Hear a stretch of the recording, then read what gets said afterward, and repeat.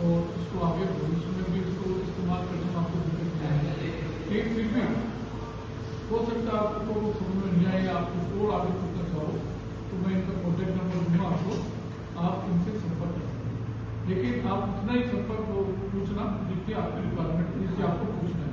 ये नहीं कि आप बार बार उनको अरे साहब मान लीजिए हो गया ऐसे नहीं हो, केवल वो भी इंचार्ज आदमी वही बात करेगा, ठीक है। और दूसरी बात ये है कि अभी जो उन्होंने बताया बहुत ही प्रैक्टिकल चीज है। हमारे मैनुअल में ऐसी पता नहीं कितनी सारी चीजें हैं जो अभी हम उसको जानते नहीं, तो मैं आपसे 10 मिनट जो है उसके बारे में चर्चा करूंगा। सबसे पहले मैं ये कहना चाहता हूँ कि कंपनी को आपकी लाइफ की वैल्यू सबसे ज्यादा है। इन्होंने कहा था कि ग्रोथ घर पे भी जाएगा, इसका मतलब ये है कि हमें सावधानी बहुत आवश्यक है और कंपनी इस बात को बहुत विशेष रूप से महत्व देना चाहती है आप सबको। तो इसलिए जो भी यहाँ पे है वो इस चीज को समझ लें कि तुम्हारी जो जीवन है वो बहुत कीमती है, उसको मैं लापरवाही में हम उसको मतलब कोई नुकसान नहीं पहुंचाना चाहते, कोई नहीं पहुंचाना चाहता, लेकिन उसके लिए आवश्यक क्या है, जानकारी। आपको जानकार होना बहुत जरूरी है, आपको काम में आना बहुत जरूरी है, ऑपरेटर जो है उसको काम में लेना आना जरूरी है। नहीं तो अगर आपके पास सामान है, सब कुछ है, आप कुछ नहीं आते तो आपके लिए उस चीजें को कोई दुर्घटना हो सकती है।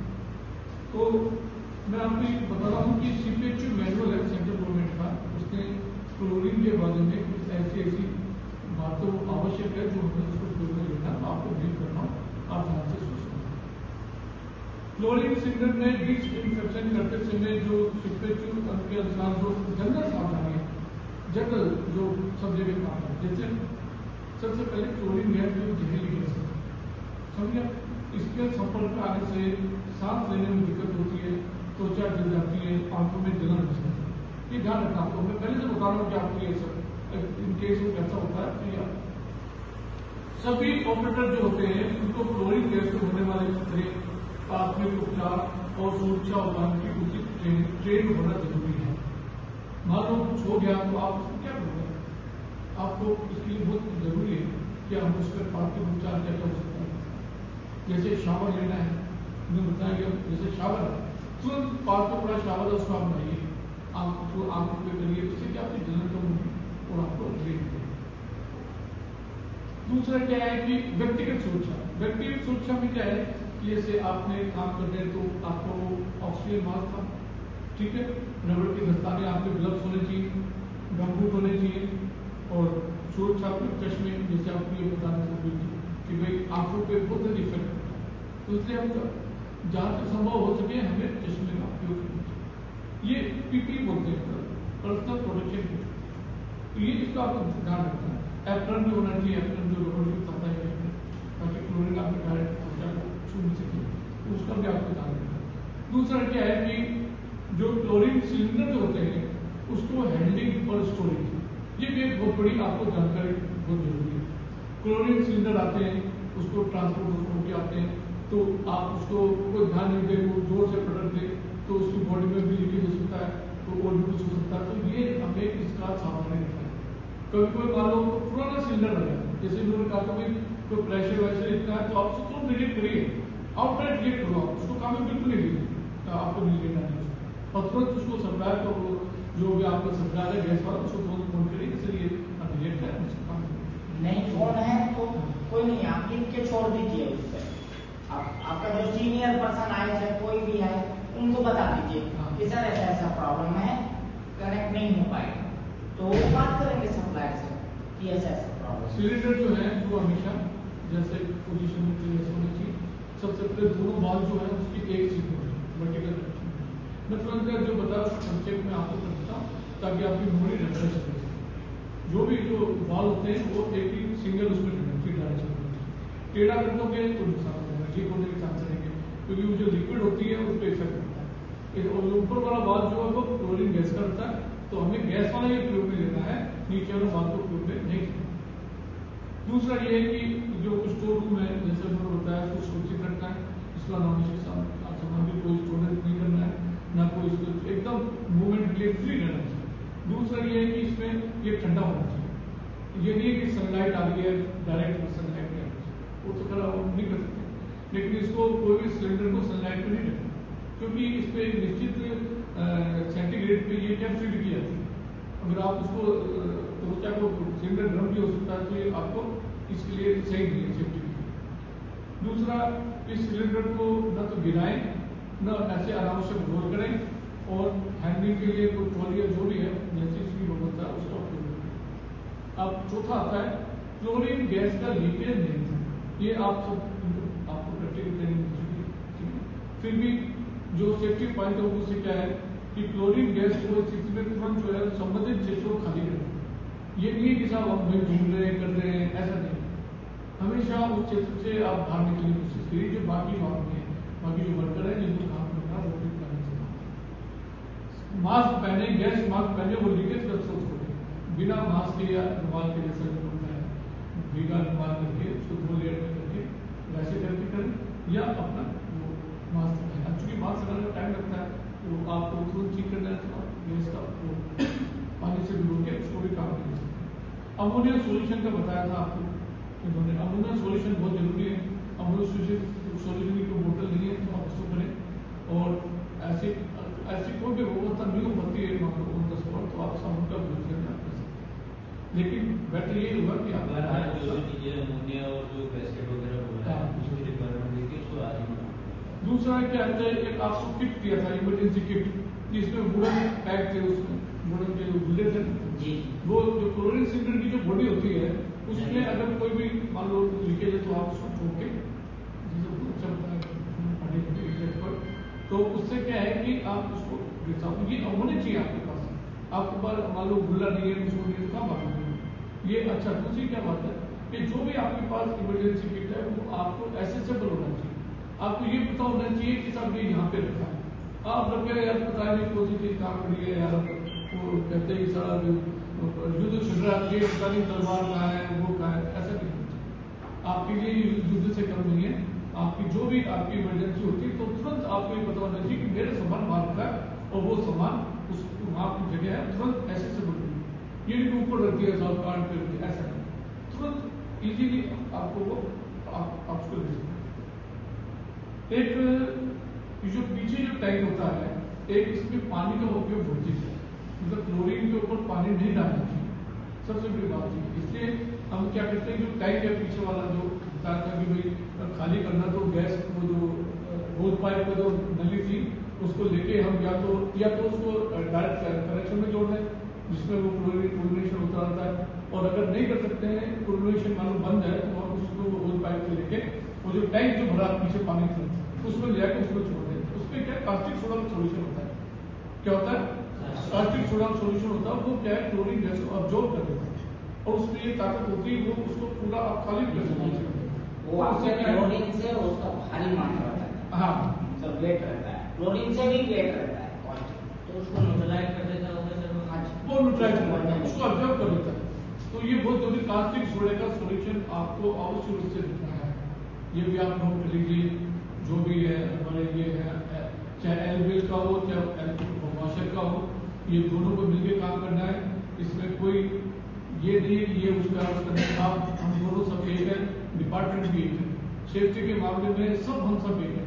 मैं बैठा हूँ मैं भी आपके हेल्प के लिए, इसलिए हमने ये सब करने करा है। मैं आपको फिर कहना चाहता हूँ कि आपकी जान की कीमत हमारी बहुत है। ये जो हर्जे खर्चे मिलते हैं उनसे कुछ नहीं होता है। हम ये चाहते हैं आप आए हैं, आप से वापस जाएं, और अपनी सेफ्टी हर जगह जरूरी है, तो हमारे इस काम में सेफ्टी उतनी जरूरी है। दूसरी बात यह है कि सिलेंडर का जो कनेक्शन होता है ऑपरेशन कनेक्शन के बारे में आपको बता दिया है। हमारे जो भी आप ऑपरेट करते हैं, कौन से लोग ऑपरेट करते हैं, उनको ये ध्यान रखना है कि भाई या आपको क्लोरीनेटर से जब हम उसको जोड़ते हैं तो जोड़ के ज्वाइंट होते हैं उनको अच्छी तरह से जांच करें कि इनमें कोई दिक्कत तो नहीं है। वो आप सबसे ये नहीं है कि अरे यार साला बुरा है, नो, आपको you have to personally you have to examine the joint, उस ज्वाइंट को आप एग्जामिन करके और उसको अगर मान लो उसकी जांच करें। तो इन्होंने कहा अमोनिया में भी जांच कर सकते हो, अमोनिया में बता के कि भाई इसमें कोई दिक्कत तो नहीं, ठीक है।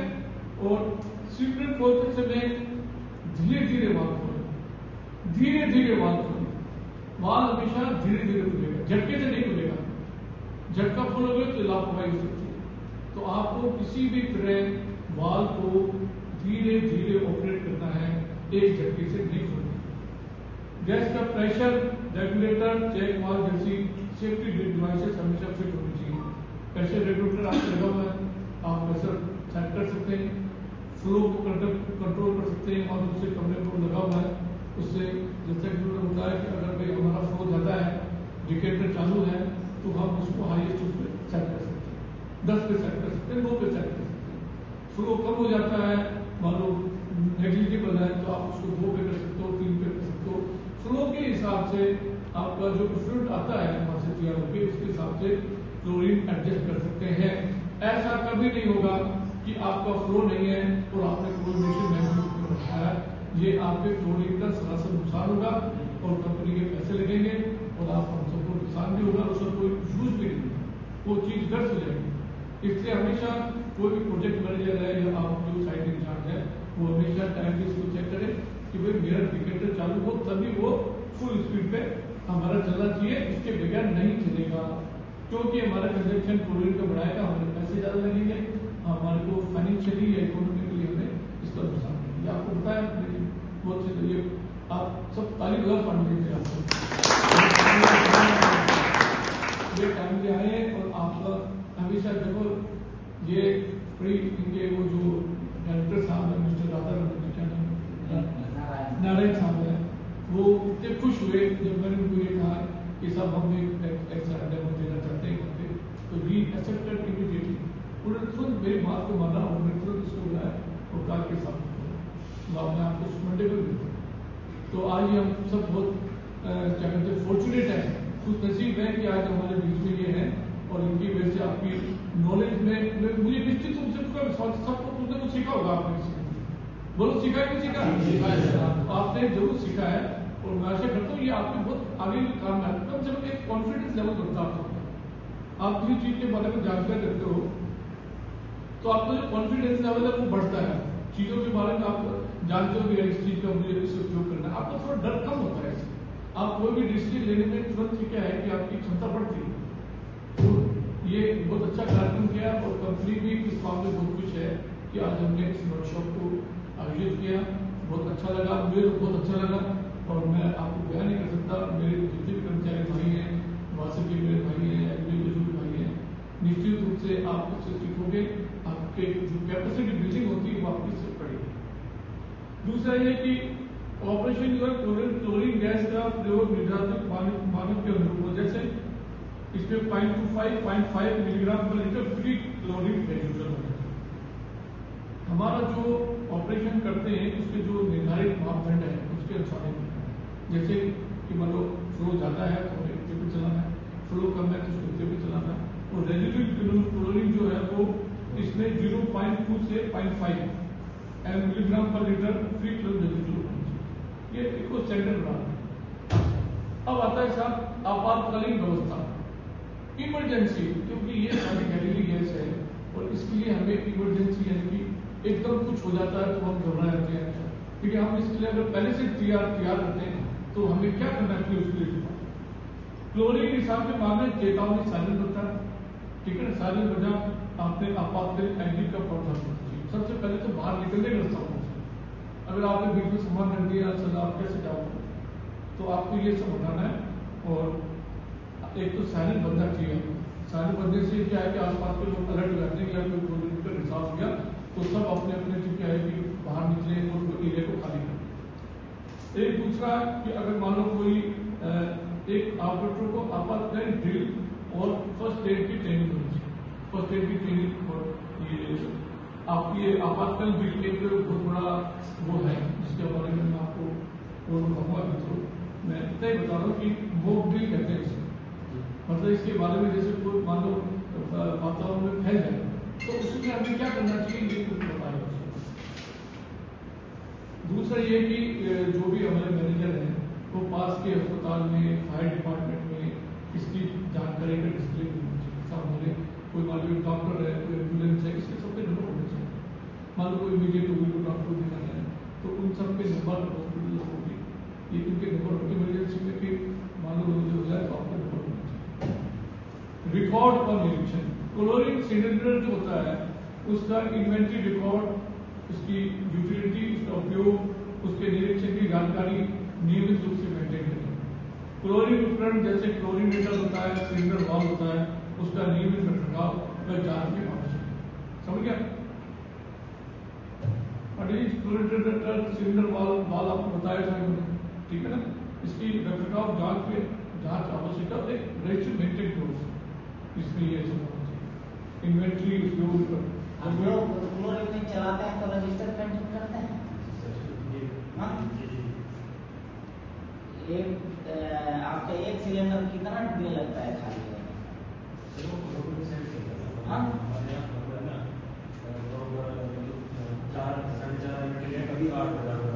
नहीं, मैं वो आपकी एमएलडी की बात कर रही थी।